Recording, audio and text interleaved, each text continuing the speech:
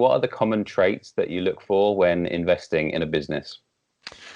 I think we take a very much in the early stages a common sense approach, which is being adopted by many investors, including ourselves, because in most, actually in every single case, I tend to come in personally as at least a co-investor for every startup that we decide to bring on board.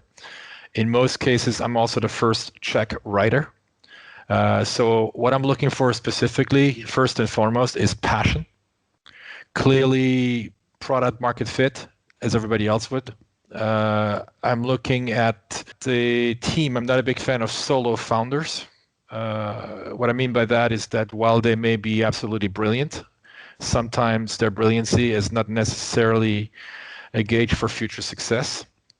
And I want to see that they have actually at least gone through the thought process of surrounding themselves with like-minded people, with people that can be complementary to themselves, because ultimately, if they are successful, they will need to scale and they will have no other option but to scale.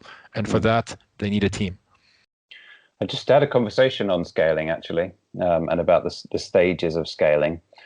So you would look for perhaps a team or someone who's thought about putting processes in place. Is that right?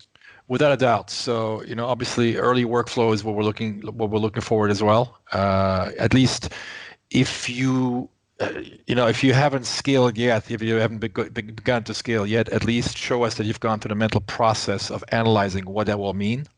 So if you deliver us a pro forma financials, which are also a requirement, show us that they're not picked out of thin air, but that you've actually, thought them through at every level.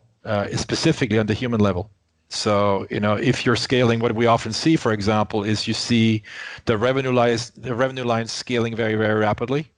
And then there's somewhat being a disconnect in the pro forma financials between those revenue lines and the expense lines. And that's usually a red flag.